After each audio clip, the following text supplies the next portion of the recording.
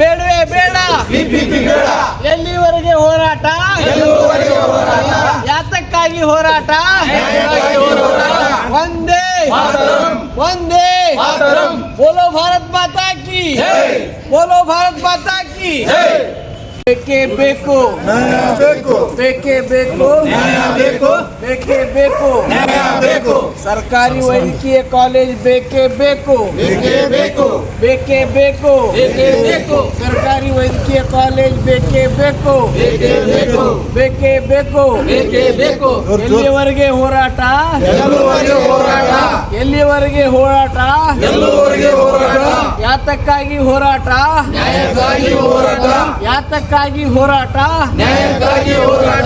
ಒಂದೇ ಒಂದೇ ಒಂದೇ बोलो भारत माता की भारत माता की बेका बेका ಮಾನ್ಯ ಮುಖ್ಯಮಂತ್ರಿ ಕರ್ನಾಟಕ ಸರ್ಕಾರ ಬೆಂಗಳೂರು ಮಾನ್ಯ ಜಿಲ್ಲಾಧಿಕಾರಿ ವಿಜಯಪುರ ಇವರ ಮೂಲಕ ವಿಷಯ PPP ಹೋರಾಟಗಾರರನ್ನು ಬಂಧಿಸುವುದನ್ನು ಖಂಡಿಸಿ ಯಾವುದೇ ಕೇಸು ದಾಖಲು ಮಾಡದೆ ಹಿಂಪಡೆದು ಬಿಡುಗಡೆಗೊಳಿಸಿ ಹೋರಾಟಗಾರರಿಗೆ ವೇದಿಕೆ ಮರುಸ್ಥಾಪನೆ ಮಾಡುವ ಕುರಿತು ಮಾನ್ಯರೇ ಮೇಲ್ಕಾಣಿಸಿದ ವಿಷಯಕ್ಕೆ ಸಂಬಂಧಿಸಿದಂತೆ ಕಳೆದ 106 ದಿನಗಳಿಂದ ನಡೆಯುತ್ತಿರುವ PPP ಹೋರಾಟವನ್ನು ಇಲ್ಲಿರುವ ಜನಪ್ರತಿನಿಧಿಗಳು ಹಾಗೂ ಜಿಲ್ಲಾ ಉಸ್ತುವಾರಿ ಸಚಿವರು ಹಾಗೂ ರಾಜ್ಯದ ಮುಖ್ಯಮಂತ್ರಿಗಳು ತಲೆ ಕೆಡಿಸಿಕೊಳ್ಳದಿರುವ ಹಿನ್ನೆಲೆಯಲ್ಲಿ ದಿನಾಂಕ 1/1/2025 ಉಸ್ತುವಾರಿ MB ಪಾಟೀಲರಿಗೆ ಮನವಿ ಸಲ್ಲಿಸುವುದಕ್ಕಾಗಿ ಹೋರಾಟಗಾರರು ಮುಂಚಿತವಾಗಿ ಪೊಲೀಸ್ ಇಲಾಖೆಗೆ ತಿಳಿಸಿ ಶಾಂತಿಯುತವಾಗಿ ಹೋರಾಟ ಪ್ರಾರಂಭ ಮಾಡಿದ್ದರು. ಆದರೆ ಮುಂಚಿತವಾಗಿಯೇ ಪೊಲೀಸ್ ಇಲಾಖೆಯ ಅಧಿಕಾರಿಗಳು ತಮ್ಮ ತಂಡದೊಂದಿಗೆ ಏಕಾಏಕಿ ಯೂನಿಫಾರ್ಮ್ ಇಲ್ಲದೆ ಹೋರಾಟಗಾರರ ಮೇಲೆ ಆಕ್ರಮಣದ ರೀತಿ ಎಗರಿ ಅವರನ್ನು ತಳ್ಳಾಡಿ ಮೊಬೈಲ್ ಕಿತ್ತುಕೊಳ್ಳಲು ಹೋದಾಗ ಹೋರಾಟದಲ್ಲಿರುವ ಸ್ವಾಮೀಜಿಯವರು ಗಾಬರಿಗೊಂಡು ಮೊಬೈಲ್ ಕಿತ್ತುಕೊಳ್ಳಬೇಡಿ ಎಂದು ಬೇಡಿಕೊಂಡಾಗಲೂ ಕೇಳುತ್ತಿದ್ದಾಗ ಮತ್ತು ಅವರ ಕಾಲು ತುಳಿದಾಗ ಸಿಟ್ಟಿಗೇರಿದ ಸ್ವಾಮೀಜಿಯವರು ಕೈ ಬೀಸಿದ್ದಾರೆ. ಅವರು ಪೊಲೀಸ್ ಸಿಬ್ಬಂದಿ ಎಂದು ಗೊತ್ತು ಇರದ ಕಾರಣ ಈ ರೀತಿ ಗಾಬರಿ ಸಂದರ್ಭದಲ್ಲಿ ಆಗಿರಬಹುದು. ಅದೇ ವಿಷಯವನ್ನು ದೊಡ್ಡದು ಮಾಡಿ 27 ಹೋರಾಟಗಾರರನ್ನು ಬಂಧಿಸಿ ಇಲ್ಲ ಸಲ್ಲದ ಕಲಮಗಳನ್ನು ಹಾಕಿ ಹೋರಾಟಗಾರರಿಗೆ ಅವಮಾನ ಮಾಡಿದ್ದಾರೆ. ಈ ಹೋರಾಟವು ಸಾರ್ವಜನಿಕರಿಗೆ, ಬಡವರಿಗೆ, ರೈತರ ಮಕ್ಕಳಿಗೆ ಅನುಕೂಲವಾಗಲಿ ಎಂದು ಬಡವರ ಮಕ್ಕಳು ಕೂಡ ವೈದ್ಯಕೀಯ ಶಿಕ್ಷಣ ಪಡೆಯಲಿ ಎನ್ನುವ ಸದುದ್ದೇಶವಾಗಿದೆ. ಇದನ್ನು ಪರಿಗಣಿಸಿ ಕೂಡಲೇ ಎಲ್ಲ ಹೋರಾಟಗಾರರನ್ನು ಬಿಡುಗಡೆ ಮಾಡಬೇಕೆಂದು ಈ ಮೂಲಕ ಕೇಳಿಕೊಳ್ಳುತ್ತೇವೆ. ಇಲ್ಲವಾದಲ್ಲಿ ಈ ಹೋರಾಟವನ್ನು ಜಿಲ್ಲಾ ವ್ಯಾಪ್ತಿ ಆಗಿರುವುದರಲ್ಲಿ ಸಂಶಯವಿಲ್ಲ ಎಂದು ಈ ಮೂಲಕ ಎಲ್ಲ ಹೋರಾಟಗಾರರ ಪರವಾಗಿ ಹಾಗೂ ಎಲ್ಲ ಸಂಘಟನೆ ಪರವಾಗಿ ವಿನಂತಿಸಿಕೊಳ್ಳುತ್ತೇವೆ. ಅದೇ ರೀತಿ ಸರ್ಕಾರಿ ವೈದ್ಯಕೀಯ ಕಾಲೇಜು ಆಗುವವರೆಗೆ ಹೋರಾಟ ತೆರವುಗೊಳಿಸಿದ ಟೆಂಟನ್ನು ಹಾಕಿಕೊಡಬೇಕು. ಈ ಮೂಲಕ ನಾನು ಉಪ DC ಅವರಿಗೆ ಒಂದು ಮನವಿಯನ್ನು ಸಲ್ಲಿಸ್ತೀನಿ. ಸಂಘಟನೆ ಹೆಸರು ಹೇಳ್ರಿ. ಜಿಲ್ಲಾ ವಕೀಲರ ಸಂಘ ವಿಜಯಪುರ ಸಂಘದ ಅಧ್ಯಕ್ಷರು ಮತ್ತು ಸಂಘದ ಪದಾಧಿಕಾರಿಗಳು ಮತ್ತು ಸದಸ್ಯರೆಲ್ಲರೂ ಕೂಡಿ ಮನವಿಯನ್ನು ಕೊಡ್ತಾರೆ.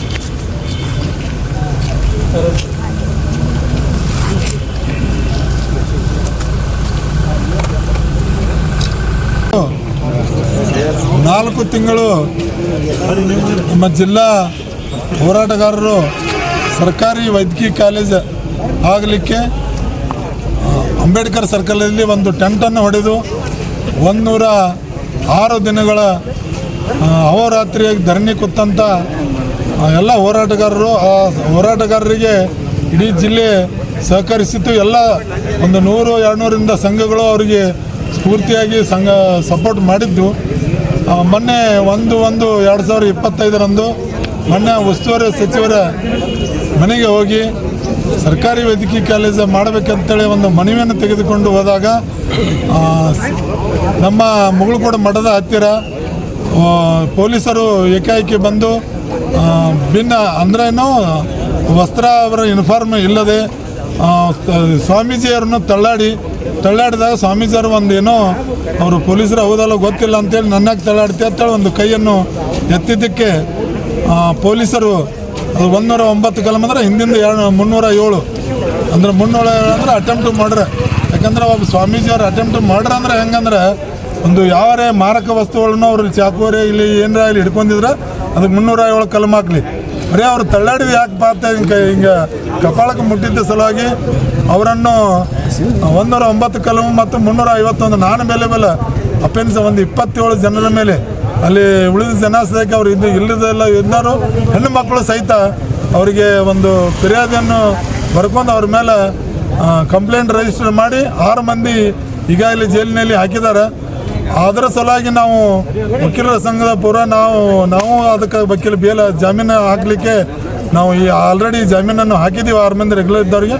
ಮತ್ತು ಇನ್ನುಳಿದ ಹೊರಗೆ 21 ಮಂದಿಗೆ ಸಹಿತ ಜಾಮೀನು ಅರ್ಜಿಯನ್ನು ಕೂಡ ಒಂದು 10-20 ಮಂದಿ ವಕೀಲರು ಸಹಿ ಮಾಡಿ ಜಿಲ್ಲಾ ಕೋರ್ಟ್ದಲ್ಲಿ ಅರ್ಜಿಯನ್ನು ಸಲ್ಲಿಸಿದೆವು. ಅದಕ್ಕೆ ಸರ್ಕಾರ ಇದನ್ನು PPP ಮಾಡಬೇಕು. PPP ಅಂದರೆ ಪಬ್ಲಿಕ್ ಪ್ರೈವೇಟ್ ಪಾರ್ಟ್ನರ್ಶಿಪ್. ಇದು ಅಂದರೆ ಏನು ಸಾರ್ವಜನಿಕ ಪಾಲುದಾರಿಕೆ ಮಾಡಬೇಕಂತೇಳಿ ಇವರು ಅದನ್ನು ಸರ್ಕಾರಕ್ಕೆ ಇದು ಮಾಡಿದಾರು. ಅದಕ್ಕೆ ಮಾನ್ಯ ಮುಖ್ಯಮಂತ್ರಿ ಕೇಳ್ಕೋದು ಇಟ್ಟ ನಾವು. ಯಾಕಂದ್ರೆ ಇದನ್ನು ಸರ್ಕಾರಿ ವೈದ್ಯಕೀಯ ಕಾಲೇಜ್ ಮಾಡಬೇಕು.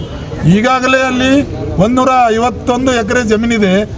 ಆಮೇಲೆ ಮೂಲಭೂತ ಸೌಕರ್ಯಗಳ ಅಂದ್ರೆ 630 ಬೆಡ್ಗಳಿದಾವೆ ಅಲ್ಲಿ ಸರ್ಕಾರಿ ಆಸ್ಪತ್ರೆಯಲ್ಲಿ. ಮತ್ತು ಸಾಕಷ್ಟು MRI ಸ್ಕ್ಯಾನಿಂಗ್ ಇದೆ, ಗೈನಕಾಲಜಿ ಇದೆ, ಸಾಕಷ್ಟು ಶಿಶು ವೈದ್ಯಕೀಯ ಎಲ್ಲ ಇದೆ.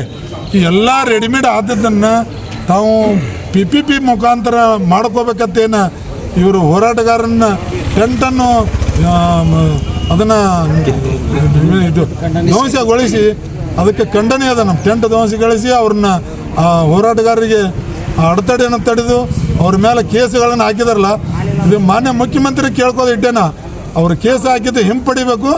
ಅದನ್ನು ರದ್ದುಪಡಿಸಿ ಇಮಿಡಿಯೇಟ್ ಕೇಸ್ ರದ್ದುಪಡಿಸಿ ಸರ್ಕಾರಿ ವೈದ್ಯಕೀಯ ಕಾಲೇಜ್ ಇಮಿಡಿಯೇಟ್ ಸ್ಯಾಂಕ್ಷನ್ ಮಾಡಬೇಕು. ಯಾಕಂದರೆ ನಾಳೆ 9ನೇ ತಾರೀಕಿಗೆ ಬರುವಂಥ ಮುಖ್ಯಮಂತ್ರಿಗಳು ಇದನ್ನೆಲ್ಲ ಕೂಲಂಕುಷವಾಗಿ ವಿಚಾರ ಮಾಡಿ ಈ ಬಿಜಾಪುರ ಒಂದು ಬರದ ನಾಡಿನಲ್ಲಿ ಇರುವಂಥ ಎಲ್ಲ ಬಿಜಾಪುರದ ಸಾರ್ವಜನಿಕ ರಲ್ಲಿ ಕೇಳ್ಕೊಳ್ಳೋದ ಇಟ್ಟ ಏನಂದ್ರೆ ಬಡ ಜನರಿಗೆ ಅನುಕೂಲ ಆಗ್ತದೆ.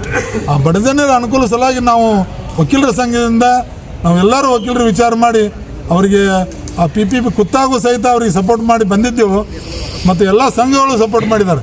ಇದು ಅವರು ಕುತ್ತಂಥ ಬಡ ಜನಗಳು ಏಟಿದಾರೆ ಅಂದ್ರೆ ರಾತ್ರಿ ಯಾರು ಕುಂದಿರ್ತಾರೆ ರೀ 106 ದಿನ ಅವರು ಸತತವಾಗಿ ಉಪವಾಸ ಕೂತಾರೆ. ಅವ್ರು ಏನು ತಮ್ಮ ಮನೆ ಸಲ ಕೂತಿಲ್ಲ.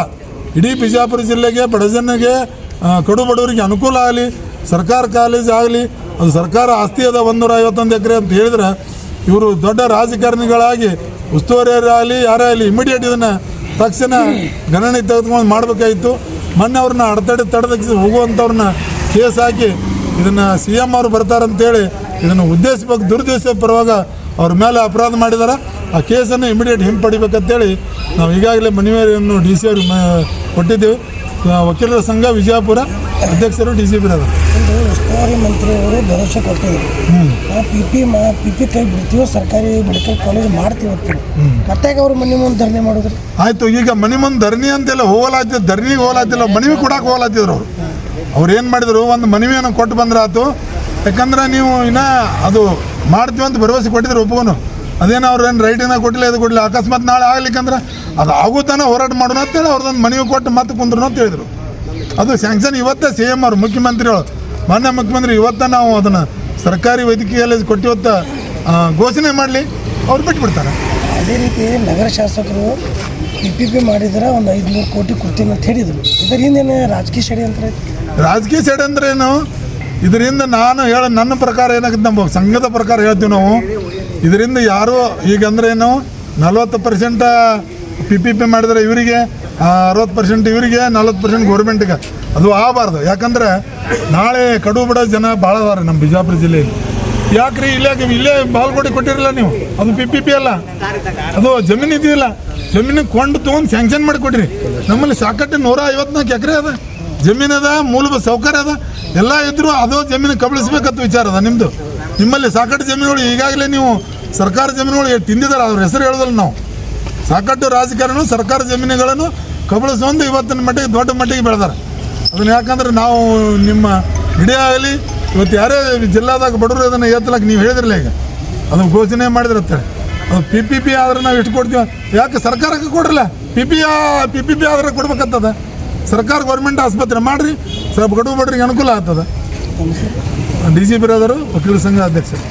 ಜನವರಿ 1ರಂದು PPP ವಿರೋಧಿಸಿ ಸರ್ಕಾರಿ ವೈದ್ಯಕೀಯ ಕಾಲೇಜ ಮಂಜೂರಾತಿಗೆ ಆಗ್ರಹಿಸಿ ಜಿಲ್ಲೆಯ ಉಸ್ತುವಾರಿ ಸಚಿವರಂತ MB ಪಾಟೀಲ್ ಸಾಹೇಬ್ರ ಮನೆಗೆ ಅವರ ಗೃಹ ಕಚೇರಿಗೆ ನೀವು ಮಾಡ್ತಿರೋ ಇಲ್ಲ ಅಂಥೇಳಿ ಕೇಳೋಕ್ಕೆ ಹೋದಾಗ ಒಂದು 27 ಮಂದಿ ಮೇಲೆ FRI ದಾಖಲೆ ಮಾಡ್ಯಾರ. ಅದ್ರಾಗ 6 ಜನರನ್ನ ಬಂಧನ ಮಾಡಿ ಅವರಿಗೆ ಜೈಲಿಗೆ ಕಳ್ಸ್ಯಾರ. ಇನ್ನೂ 21 ಜನರಿಗೆ ಇನ್ನೂ ಹೊರಗಡೆ ಅದಾರ. ಅವರು ಕೂಡ ಬೇಲ್ ಮಾಡ್ಕೊಬೇಕು. ಈಗಾಗಲೇ ನಾವು ವಕೀಲರು ಬೇಲ್ಗೆ ಅಪ್ಲಿಕೇಶನ್ ಹಾಕೀವಿ. ಆದ್ರೆ ನಾನು ಸರ್ಕಾರಕ್ಕೆ ಅಥವಾ ಉಸ್ತುವಾರಿ ಸಚಿವರಿಗೆ ಏನು ತಮಗೆ ಹೇಳ್ತಾ ಇದ್ದಂದ್ರೆ, ನಮ್ಮ ಜಿಲ್ಲೆಗೆ ವೈದ್ಯಕೀಯ ಕಾಲೇಜ್ ಎದಕ್ಕೆ ಬೇಕು, ಇಲ್ಲಿ ಕಟ್ಟ ಕಡೆಯ ಬಡ ವಿದ್ಯಾರ್ಥಿಗೆ ಕೂಡ ಅನುಕೂಲ ಆಗಲಿ ಅಂತೇಳಿ ಸರ್ಕಾರ ವೈದ್ಯಕೀಯ ಕಾಲೇಜ್ ಬೇಕಂತೇಳಿ ನಾವು 106 ದಿನ ಆಯ್ತು ಹೋರಾಟ ಮಾಡೀವಿ. 106 ದಿನ ಆದರೂ ಕೂಡ ಸರ್ಕಾರದ ಗಮನಕ್ಕೆ ಬಂದಿಲ್ಲ, ಉಸ್ತುವಾರಿ ಸಚಿವರ ಗಮನಕ್ಕೆ ಬಂದಿಲ್ಲ ಅಂದರೆ ನಾವು ಜಿಲ್ಲೆಯಲ್ಲಿ ಅದಿರೋ ಅಥವಾ ರಾಜ್ಯದಲ್ಲಿ ಅದಿರೋ ಅಂತೇ ಗೊತ್ತಾಗತ್ತಿಲ್ಲ. ಯಾಕಂದ್ರೆ 106 ದಿನ ಹೋರಾಟಕ್ಕೆ ಗೊತ್ತೇವಂದ್ರೂ ಕೂಡ ಸೊಳ್ಳೆ ಕಡಿತಾವ. ಅಲ್ಲಿ ಇರ್ತಕ್ಕಂಥ ಜಾಗ ನೋಡ್ರಿ, ನೀವು ರಾತ್ರಿ ನೋಡೋಕೆ ಭಯ ಆಗ್ತದೆ. ಅಂಥದ್ರೆ ಅಹೋರಾತ್ರಿ ಕೂಡ ಧರಣಿ ಕೂಡ ಆಗ್ಯದ. ನೀವು ಇಟ್ಟು 106 ದಿನ ಆದರೂ ಅಂದರೂ ನಿಮ್ಗೆ ಕಣ್ಣು ತೆರೆದಿಲ್ಲ ಅಂದರೆ ನಿಮ್ಮ ಮನೆಗೆ ಕೇಳಕ್ಕೆ ಬಂದೀವಿ ನಾವು. ನಿಮ್ಗೆ ಮನೆಗೇನು ದಬ್ಬಾಳಿಕೆ ಮಾಡೋಕ್ಕೆ, ನಿಮ್ಮ ಕಂಪೌಂಡ್ ಹೊಡ್ಯೋಕ್ಕೆ ನಿಮ್ಗೇನು ಮಾಡಕ್ಕೆ ಬಂದಿಲ್ಲ, ನಿಮ್ಮ ಮನೆ ನ್ಯಾಯ ಕೇಳಕ್ಕೆ ಬಂದೀವಿ. ಅಂಥದ್ರ ಮೇಲೆ ಒಬ್ಬ ಸ್ವಾಮೀಜಿಯವ್ರನ್ನ ಮಠಾಧೀಶರ ಮೇಲೆ ನೀವು ಅವು ಕೆಲವೊಂದು ಕಡೆ ಕೈ ಹಾಕಿ ಹಿಂಗೆ ನುಗ್ಸೋದು ಮಾಡೋದ್ರಿಂದ ಸ್ವಾಮೀಜಿಯವರು ಅವ್ರಿಗೆ ಸರ್ಸ್ಕೊಳಕ್ಕೆ ಹೋಗಿ ಅವ್ರ ಮೊಬೈಲ್ ಕಸ್ಕೊಳಕ್ಕೆ ಹೋದಾಗ ಹಿಂಗೆ ಮಾಡ್ಯಾದ. ಒಬ್ಬರು ಪೊಲೀಸ್ ಇಲಾಖೆ ಸಿಬ್ಬಂದಿಯೋ ಅಥವಾ ಅವ್ರೇನು ಮತ್ತು ಸೂಟು ಬೂಟು ಕೂಟ್ ಹಾಕ್ಯಾರ ಅವತ್ತು, ಅವು ಯಾರು ಅನ್ಕೋಬೇಕು? ಈ ಪೊಲೀಸರು ಅನ್ಕೋಬೇಕು, MB ಪಾಟೀಲ್ ಬೆಂಬಲಿಗರು ಅನ್ಕೋಬೇಕು, ಅಥವಾ ಏನು ಅನ್ಕೋಬೇಕು? ನಾವು ಹಿಂಗಾಗಿ ಗೊತ್ತಾಗಿಲ್ಲ. ಸ್ವಾಮೀಜಿಯವ್ರ ಮುಖಾಂತರ ಅವ್ರಿಗೆ ಹಲ್ಲೆ ಆಗ್ಯದ ಅಂಥೇಳಿ ಬಂಧನ ಮಾಡಿ ಹಾಕಿರಿ. ಶೀಘ್ರದಲ್ಲಿ ಅವರಿಗೆ ಅವರು ಬೇಷರತ್ತವಾಗಿ ಬಿಡುಗಡೆ ಮಾಡಬೇಕು. ಇಲ್ಲವಾದರೆ ವಕೀಲರ ಸಂಘದಿಂದ ವಿಜಯಪುರ ಅಷ್ಟೇ ಅಲ್ಲ, ಇಡೀ ರಾಜ್ಯಾದ್ಯಂತ ಹೋರಾಟಕ್ಕೆ ಅಣಿ ಆಗಬೇಕಂತೇಳಿ ನಾನು ಎಚ್ಚರಿಕೆಯನ್ನು ಕೊಡ್ತಾ ಇದ್ದೀನಿ. ಶ್ರೀಶೈಲ್ ಮುಳುಜಿ, ನ್ಯಾಯವಾದಿಗಳು, ವಿಜಯಪುರ. ಇಂದು ನಾವು ನಮ್ಮ ಜಿಲ್ಲಾ ಬಾರ್ ಅಸೋಸಿಯೇಷನ್, ವಕೀಲರ ಬಾರ್ ಅಸೋಸಿಯೇಷನ್ ವತಿಯಿಂದ ಏನು ಮೊನ್ನೆ ನಡೆದಂಥ 1ನೇ ತಾರೀಕಿಗೆ ಘಟನೆಯನ್ನು ಖಂಡಿಸಿ ಏನು ಸರ್ಕಾರಿ ಮೆಡಿಕಲ್ ಕಾಲೇಜನ್ನು ಆಗ್ರಹಿಸಿ ಏನು ಕೂತಂಥ ಹೋರಾಟಗಾರರ ವೇದಿಕೆಯನ್ನು ಕಿತ್ತು ಹಾಕಿದ್ದಲ್ಲದೆ ಮತ್ತು ಅವರ ಮೇಲೆ ಸುಮಾರು 27 ಜನರ ಮೇಲೆ ಏನು ಕ್ರಿಮಿನಲ್ ಪ್ರಕರಣ ದಾಖಲು ಮಾಡಿದ್ದಾರೆ, ಅಟೆಂಪ್ಟ್ ಟು ಮರ್ಡರ್ ಅಂತ ಹೇಳಿ. ಇದರಲ್ಲಿ ಯಾವುದೋ ಒಂದು ಮರ್ಡರ್ ಆಳುವಂಥ ಯಾವ ಒಂದು ಇದನ್ನ ಪ್ರಿಮೆನೇ ಇಲ್ಲ, ಆದರೂ ಸುಳ್ಳು ಕೇಸನ್ನು ದಾಖಲು ಮಾಡಿದ್ದಾರೆ. ಮತ್ತು ನಮ್ಮ ಉಸ್ತುವಾರಿ ಸಚಿವರು ಹೇಳಿದರು, ಅವರು ನಾವು ವಿಶ್ವಾಸನೆ ಕೊಟ್ಟಿದ್ದೇವೆ, ಯಾಕೆ ಅವರು ಮುಕ್ತಾಯಗೊಳಿಸಿಲ್ಲ ಹೋರಾಟ ಅಂತ. ನೋಡಿ, ಅವರು ಸುಮಾರು 4 ತಿಂಗಳಿಂದ ಹೋರಾಟ ಮಾಡ್ತಾ ಇದ್ದಾರೆ. ಅವ್ರ ಬೇಡಿಕೆ ಏನಿದೆ, ತಾವು ಕ್ಯಾಬಿನೆಟ್ನಲ್ಲಿ ಆಗ್ತಿರಲಿ ಅಥವಾ ಯಾವುದೇ ಒಂದು ಸುತ್ತಲ್ಲಿ ಹೊರಡಿಸುವ ಮುಖಾಂತರವಾಗಿ PPP ಕೈ ಬಿಟ್ಟು ಸರ್ಕಾರವನ್ನು ನೀವು ಒಂದು ಆದೇಶ ಮಾಡಿ ನಾವು ಹೋರಾಟವನ್ನು ಹಿಂದಕ್ಕೆ ತಗೋತೇವೆ ಅಂತ ಅವರು ಆಗ್ರಹಪಡಿಸಿದ್ದಾರೆ. ತಾವು ಒಂದು ಯಾವುದೇ ಒಂದು ಇದಕ್ಕೆ ಬಿದ್ದು ತಾವು ಈ ಹೋರಾಟವನ್ನು ಹತ್ತಿಕ್ಕಬೇಕು, ಅವ್ರ ಮೇಲೆ ಕೇಸ್ ಪ್ರಕರಣ ಮಾಡಿದ್ರೆ ಇದು ಬಿಟ್ಟು ಬಿಡ್ತಾರಂತ ತಾವೇನು ಮಾಡಿದ್ದೀರಿ, ಇದು ಖಂಡನಾರ್ಹ. ಯಾಕಂತಂದರೆ ಹೋರಾಟ ಅನ್ನೋದು ಸಂವಿಧಾನಕ್ಕೆ ಹಕ್ಕು, ಇದು ಯಾರು ಸರ್ಕಾರದ ಕೊಟ್ಟಂಥ ಹಕ್ಕಲ್ಲ. ಮತ್ತು ಯಾವುದೇ ಒಂದು ಪೊಲೀಸ್ ಇಲಾಖೆ ಆಗಲಿ ಸರ್ಕಾರ ಆಗಲಿ ಇದಕ್ಕೆ ತಡೆಯುವಂಥ ಅಧಿಕಾರ ಇಲ್ಲ. ಇದು ಸಂವಿಧಾನದಿಂದ ಬಂದಂಥ ಹಕ್ಕು. ಮತ್ತು ಇದಕ್ಕೆ ಒಂದು ಪೊಲೀಸ್ ಇಲಾಖೆ ಇಂಟಿಮೇಷನ್ ಕೊಟ್ಟರೆ ಅವ್ರಿಗೆ ಕಾಯುವಂಥ ಕೆಲಸ ಆಗಬೇಕು ಪೊಲೀಸ್ ಇಲಾಖೆಯಿಂದ. ಅದನ್ನು ಬಿಟ್ಟು ನೀವು ರಾತ್ರೋರಾತ್ರಿ ಇದು ವೇದಿಕೆಯನ್ನು ಕಿತ್ತು ಹೋಗೋದು, ಅವ್ರ ಮೇಲೆ ದೌರ್ಜನ್ಯ ಎಸೆದಂಥ ಕೆಲಸ ಆಗಿದೆ. ಅದಕ್ಕಲ್ಲೇ ನಾನು ನಮ್ಮ ಪೊಲೀಸ್ ವರಿಷ್ಠಾಧಿಕಾರಿಗಳಿಗೆ ಮತ್ತು ಜಿಲ್ಲಾಧಿಕಾರಿಗಳಿಗೆ ತಿಳಿಸೋದೇನೆಂದರೆ, ತಾವು ತತ್ಕ್ಷಣವಾಗಿ ಆ ವೇದಿಕೆಯನ್ನು ಸಿದ್ಧ ಮಾಡಿಕೊಡ್ರಿ. ಈ ಪ್ರಜಾಪ್ರಭುತ್ವ ವ್ಯವಸ್ಥೆಯಲ್ಲಿ ಇದ್ದೀವಿ ಅಂತ ಪ್ರೂವ್ ಮಾಡಬೇಕಾದ್ರೆ ತಾವು ಅದು ವೇದಿಕೆ ಸಿದ್ಧ ಮಾಡಿಕೊಡ್ಬೇಕು. ಮತ್ತು ಅವ್ರ ಮೇಲೆ ಸುಳ್ಳಿನ ಪ್ರಕರಣ ದಾಖಲು ಮಾಡಿದ್ರಿ, ಅದು ವಾಪಸ್ ತಗೊಳ್ಳಿ ಪ್ರಕರಣ.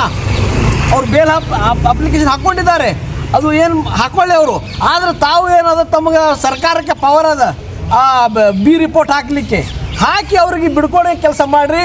ಮತ್ತು ನಾಳೆ 9ನೇ ತಾರೀಕಿಗೆ CM ಬರ್ತಾ ಇದ್ದಾರೆ, ಅವರಿಗೆ ತಾವೊಂದು ಆದೇಶ ಮಾಡುವ ಮುಖಾಂತರ ಅವರು ಸುತ್ತಲೇ ಹೊರಡಿಸ್ಕೊಂಡು ಬಂದುಬಿಡ್ರಿ. ಬಟ್ ಕೊಟ್ಬಿಡ್ರಿ, ಅವ್ರು ಹೋರಾಟ ಮಾಡೋಂಗಿಲ್ಲ. ನೀವು ಅದನ್ನು ಬಿಟ್ಟು ನಾವು ಅಸೋಸಿಯೇಷನ್ ಕೊಟ್ಟಿದ್ದೆವು ಬರೆದು ಕೊಡು ಅಂದ್ರೆ ಆಗಂಗಿಲ್ಲ. ನೀವು ಬರೆದು ಕೊಡೋದು ಆಗಲ್ಲ ಬಿಡಿ, ಕ್ಯಾಬಿನೆಟಲ್ಲಿ ತೀರ್ಮಾನ ಮಾಡಿ, ಇಲ್ಲ ಒಂದು ಸುತ್ತಲೇ ಹೊರಡಿಸಿ. ಬಿಜಾಪುರ ಜಿಲ್ಲೆಗೆ ಏನಾದರೂ ನಾವು PP ಮಾಡಿದ್ದು ಅದು ಕೈ ಬಿಟ್ಟಿದ್ದೇವೆ, ಸರ್ಕಾರಿ ಅಂತ ಘೋಷಣೆ ಮಾಡಿದ್ದೀವಿ ಅಂತ. ಕನಕಪುರದಲ್ಲಿ ಆಗ್ತದೆ PP ಕೈ ಬಿಟ್ಟು ಸರ್ಕಾರಿ ಮಾಡಲಿಕ್ಕೆ ಆಗ್ತದೆ, ಬಿಜಾಪುರಕ್ಕೆ ಯಾಕೆ ಆಗಲ್ಲ? ಅದಕ್ಕಾಗಿ ನಾನು ನಮ್ಮ ಜಿಲ್ಲಾ ಉಸ್ತುವಾರಿ, ನಾನು ಒಂದು ಕಾಂಗ್ರೆಸ್ದ ಸದಸ್ಯ, ಆದರೆ ಅನಿವಾರ್ಯ ನಂದು ಪಾರ್ಟ್ ಬೇರೆ ಇದೆ ಈಗ. ಯಾಕಂದರೆ ಜನಪರವಾಗಿ ನಾವು ಮಾತನಾಡಬೇಕಾಗ್ತದೆ. ನಾವು ನಮ್ಮ ಮಕ್ಕಳಿಗೆ ನಾವು ಡಾಕ್ಟರ್ ಮಾಡಬೇಕಾಗಿದೆ. ನಮಗೆ ಕೋಟ್ಯಾನುಗಟ್ಟಲೆ ಕೊಟ್ಟು ರೊಕ್ಕ ಕೊಟ್ಟರು ಮಾಡೋದು ಆಗಂಗಿಲ್ಲ. ನಮ್ಮಂಥ ಬಹಳಷ್ಟು ಬಡ ಜನರು ವೈದ್ಯಕೀಯ ಕಲಿಬೇಕಾಗ್ತದೆ. ಅದಕ್ಕಾಗಿ ಈ ಹೋರಾಟ ಇದೆ. ದಯವಿಟ್ಟು ಜಿಲ್ಲಾಧಿಕಾರಿಗಳು ಮತ್ತು ಜಿಲ್ಲಾ ಉಸ್ತುವಾರಿಗಳನ್ನು ಇದು ಅರ್ಥ ಮಾಡಬೇಕು. ಸ್ವಾಮೀಜಿಗಳು ಪೊಲೀಸರ ಮೇಲೆ ಹಲ್ಲೆ ಮಾಡಿದ್ದಾರೆ, ಹೊಡೆದಿದ್ದಾರೆ, 109 ಹಾಕಿದ್ದಾರೆ ವಕೀಲರೇ. ಅದರ ಬಗ್ಗೆ ನೋಡಿ, ಸ್ವಾಮೀಜಿ ಅವರು ಅವ್ರ ಮೇಲೆ ದೌರ್ಜನ್ಯ ಮಾಡಿ ಅವ್ರ ಕಾಲು ತುಳಿತು ಮಾಡಿ ಅವ್ರ ಮೊಬೈಲ್ ಕಿತ್ಕೊಂಡಾಗೆ ಅವರು ವಾಪಸ್ ನೋಡಿ ಯಾರೋ ಇವತ್ತು ಕಿಶನ್ ಮಾಡಿದ್ದಾರೆ. ಕೈ ಮಾಡಿದಂಥ ಪ್ರಕರಣ ಬೇರೆ ಆಗ್ತದೆ ಕಲಂ. ಅದಕ್ಕೆ ನೀವು 307 ಹಾಕ್ತೀರಿ. ಯಾವುದು ಆಯುಧನ ಉಪಯೋಗ ಮಾಡಿದ್ದಾರೆ 307 ಹಾಕ್ಲಿಕ್ಕೆ? ಇದೆಲ್ಲ ಬಿಡು, ನಿಮ್ಮದು ಬೇರೆ ಹಿತಾಸಕ್ತಿ ಇದೆ ಇದಿಲ್ಲಿ. ಅದು ಒಂದು ಹತ್ತಿಕ್ಕೂ ತಮ್ಮ ಷಡ್ಯಂತ್ರ ಇದ್ರೆ ಇದರಲ್ಲಿ ಎರಡನೇ ಮಾತಿಲ್ಲ. ನಿಮಗೆ ಸ್ವಾಮೀಜಿ ಮಾಡಿದ್ರೆ ಅವ್ರ ಮೇಲೆ ಒಂದೇ ಪ್ರಕರಣ ಹಾಕಬೇಕಾಗಿತ್ತಲ್ಲ ತಾವು. ಉಳ್ಕೊಂಡು 27 ಜನರ ಮೇಲೆ ಯಾಕೆ ಹಾಕ್ತೀರಿ? ಈಗ ನಮ್ಮ ಸಚಿವರು ಗೃಹ ಕಚೇರಿ ಅಲ್ಲಿ ಹೋಗಿ ಏನೋ ಒಂದು ಒತ್ತಡ ತರಬೇಕಂತ ಮಾಡಿದ್ದಾರೆ ಅವರು. ಅದನ್ನು ಹಾಕಲಿಕ್ಕೆ ನಿಮಗೆ ಯಾವ ಹಕ್ಕು ಕೊಟ್ಟಿದ್ದು? ನೀವು ಬೇರೆ ಪ್ರಕರಣದಲ್ಲಿ ಹಂಗೇನು ಘೇರಾವ್ ಹಾಕಿದರೆ ನೀವು ಹುಡ್ಕೊಂಡು ಹೋಗಿ ಮತ್ತೆ ಬಿಟ್ಬಿಡ್ತೀರಿ ಅವರಿಗೆ. ಈ ಪ್ರಕರಣದಲ್ಲಿ ಜೈಲಿಗೆ ಕಳಿಸ್ತೀರ ಅಂತಂದರೆ ಇದರಲ್ಲಿ ತಮ್ಮ ಹಿತಾಸಕ್ತಿ ಸರ್ಕಾರಿ ಮಾಡೋದು ಇಲ್ಲ ಅಂತ ಜನರ ಭಾವನೆ ಆಗಿದೆ. ಅದಕ್ಕಾಗಿ ತಾವೇನಾದಲ್ಲ ಇದು ತತ್ಕ್ಷಣವಾಗಿ ಅವರಿಗೆ ವೇದಿಕೆ ಸಜ್ಜು ಮಾಡಿಕೊಡ 1 ವರ್ಷ ಅವರು ಹೋರಾಟ ಕೊಡಲಿ. ನೀವು ಯಾರು ಅದಕ್ಕೆ ಕಿತ್ತೋಗಿಲಿಕ್ಕೆ ನಿಮ್ಗೆ ಯಾರು ಅಧಿಕಾರ ಕೊಟ್ಟದೆ? ಇಲ್ಲದಿದ್ದರೆ ಇದು ಯಾರು ವೇದಿಕೆ ಕಿತ್ತೋಗಿದೆ ಅವ್ರ ಮೇಲೆ ಪ್ರಕರಣ ಆಗಬೇಕಾಗ್ತದೆ. ಬಹಳಷ್ಟು ಹಾದಿಗಿದೆ, ಬೇಡ ಇದಕ್ಕೆ ಸಂಘರ್ಷಕ್ಕೆ ಒಯ್ಯಬಾರ್ದು. ದಯವಿಟ್ಟು ಅದಕ್ಕೇನಾದ ತಾವು ಇದಕ್ಕೆ ಒಂದು ಅಂತ್ಯವನ್ನು ಹಾಡಬೇಕಂತ ನಾವು ಆಗ್ರಹ ಪಡಿಸ್ತಾ ಇದ್ದೇವೆ. ನಾನು ಶ್ರೀ ಎಂ ಎ ಬಗ್ಲಿ ವಕೀಲರು. ಇನ್ನಷ್ಟು ಸುದ್ದಿಗಾಗಿ ನಮ್ಮ ನ್ಯೂಸ್ 11 ಕರ್ನಾಟಕ ಚಾನೆಲ್ಗೆ ಲೈಕ್ ಮಾಡಿ, ಶೇರ್ ಮಾಡಿ, ಸಬ್ಸ್ಕ್ರೈಬ್ ಮಾಡಿ.